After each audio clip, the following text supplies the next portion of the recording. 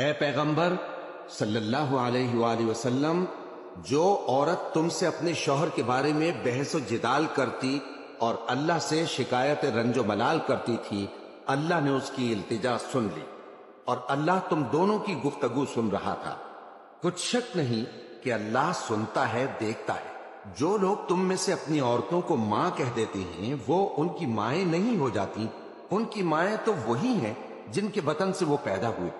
بے شک وہ نامعقول اور جھوٹی بات کہتے ہیں، اور اللہ بڑا معاف کرنے والا ہے، بخشنے والا ہے۔ اور جو لوگ اپنی بیویوں کو ماں کہہ بیٹھیں پھر اپنے قول سے رجوع کر لیں تو ان کو قربت سے پہلے ایک غلام آزاد کرنا ضرور ہے۔